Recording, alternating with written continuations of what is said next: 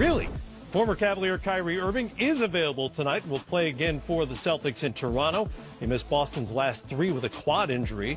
Boston's won 4 in a row nonetheless. As mentioned, the Wizards bring a 5-game win streak to Philadelphia tonight. All 5 of those, of course, have come since John Wall left the lineup for knee surgery, and we'll get into that in just a moment. Fresh from the 32-point clubbing of the Cavaliers Saturday, the Rockets are in Brooklyn tonight. Houston is 23-1 with James Harden, Chris Paul, and Clint Capella in the lineup together. And the back half of the doubleheader on TNT is the Thunder and Warriors in Oakland. Golden State has won 7 of their last 8 meetings with OKC, though the Thunder took their only meeting so far this season. All right, let's get right to that first game on TNT. Wizards and Sixers. Derek Fisher will be on the broadcast along with Brent Barry, Grant Hill, and Karan Butler. And as you can see, he is with us right now here on Game Time. Derek, let's start with the visitors tonight. Washington's unbeaten since John Wall had to step away for knee surgery, and it's hard to ignore the offensive numbers, specifically the playmaking numbers. What has changed, and what can Wall take from the chemistry on the floor without him? Well, breaking news, the Wizards are not better without John Wall, even though they're playing better with him off the court right now. I think in short stretches, teams can do this. Players that don't normally get these minutes, they come in, the ball moves more, they share it more, but also because when you're not as good as the best players in the league, the ball has to move more in order for you to score. You can't just rely on John Wall's all-star ability to get you baskets. So that has changed. I think Bradley Beal's playmaking with the basketball, not just scoring for himself, but being able to make plays for other guys, is also factoring into it.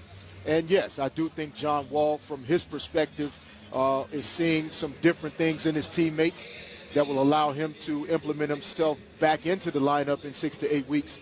And I think this Wizards team has a chance to be playing their best basketball at the right time and make the Eastern Conference playoffs pretty interesting.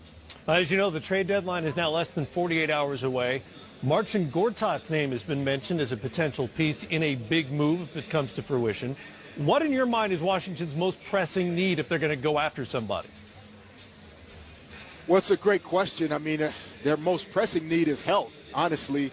John Wall's been out. Jason Smith has been banged up. Markieff Morris was hurt earlier.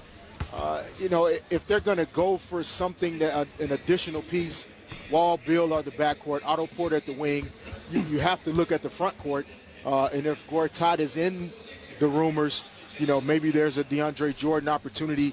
But it has to be something that's truly going to elevate them to another level, not a side or a lateral move. DeAndre Jordan is dynamic. His ability to finish at the rim and collapse the defense, and also his ability to protect the rim could make the Wizards a very interesting team, but it's all speculation at this point. Derek, I couldn't agree with you more. The Washington Wizards ball club is not a better ball club without John Wall in the lineup, even though they've won a few games as of late. But you've experienced it from a playing standpoint as well as coaching in this league. When John comes back from a situation like this, when you were coaching, put your coaching hat back on, do you sit down, do you say anything to him, do you ask him to play differently, do you ask adjustments to be made given the minor success that we've seen without him, or do you let him come back and just do his thing?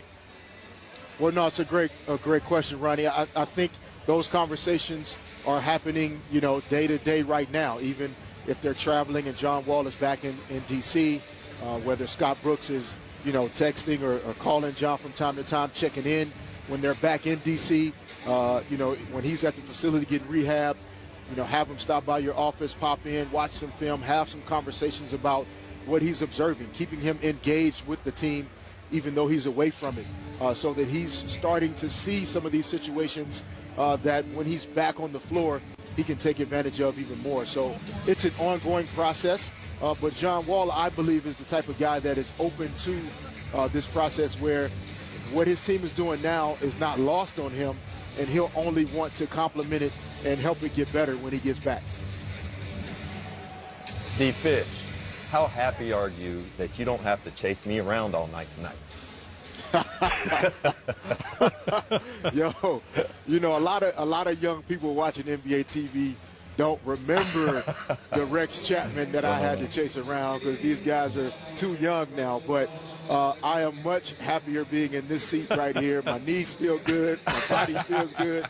This is a much better seat. I'm glad I don't have to run around all night with you checking me. Anyway, hey, tell me this. How difficult is it for this young Philadelphia 76ers team to be without Joel Embiid so often during the season? How tough is that going to be to get him sort of enmeshed in what this team is doing headed into the playoffs? Yeah, no, it's a great question, Rex. I mean, if I thought about our Lakers teams having to try and play a full season with Shaq not practicing very much and not being able to play in back-to-backs, things would be a lot different. So it has to be tough for the Sixers team to be at their best without their best player. But we spoke to Coach Brown earlier tonight. Joel Embiid started to practice on a consistent basis really just about 2 weeks ago. So we do believe that this Sixers team can start to improve. They have a 5-game homestand here going into All-Star break where they'll be able to have some practice time, possibly in between games. But obviously just being at home for a young team is really key. So look for this Sixers team to improve going into the break and then be a team that can come going into the second half of All-Star break with Embiid practicing and playing some back-to-backs, making the push for a playoff spot in the East. Wizards and 76ers, top of the hour on TNT. Looking forward to the broadcast, Eric. And for the record, I'm also glad you don't have to chase around Rex tonight. It would make for a very awkward broadcast. Appreciate it, man. All right, Derek Fisher with us from Philadelphia. Let's get into Washington a little more now. And you see the record. They've had 27 or more assists in each of these 5 games during the win streak. The franchise had never done that before. That's the stretch without John Wall. Why have the Wizards suddenly gotten so generous? Well, I think one thing, and definitely they're not a better team with John, my Kentucky Wildcat guy. That's one. He had to throw that in there. That's one. That's one mention right there. No, I think the big thing is, and I'd like to ask you, I know you see a lot of it, Ronnie, see these guys play a lot. Right. I'm really impressed, as most people are this year, with Bradley Beal's he's just expanded his game. He can come off. We saw him in the highlight pack throw a left-handed dime off the dribble. Off the bounce, yeah. Yeah, a backdoor pass. Now, that's just a guy who's putting in a ton of work. But is that your take on it? You're so right. Bradley's one of those guys, and I think Otto Porter, Georgetown, had to get you back. It's very similar in that they've gotten better each and every year.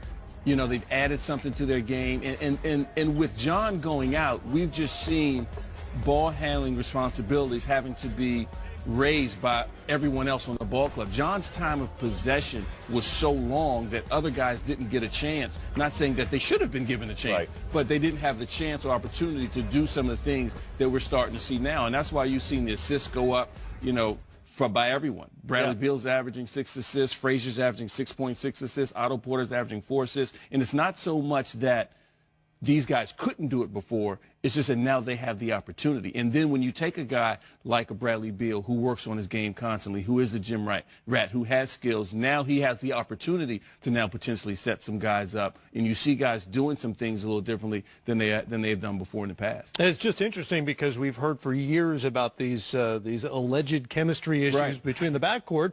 All of a sudden, one guy's on the sideline and everybody's sharing. Right. Well, it's John's such an alpha male in terms of how, forget off the floor personality, forget all that. I'm talking about in terms of how he plays. He dominates the ball. He makes the decision. Are you going to get it? Are you going to get Much it? like Jason Kidd Or is did. the play, exactly. Or is the play going to be on me? So now we're seeing an opportunity for multiple guys on this ball club to now feel it a little bit more. They aren't John Wall. Their skill set isn't as dominant as his is. So you spread it around. More guys get the wealth. More guys get to do a little bit different, some different things temporarily. But don't think this is a better ball club. No, talent always elevates a team. Every time. More coming up here.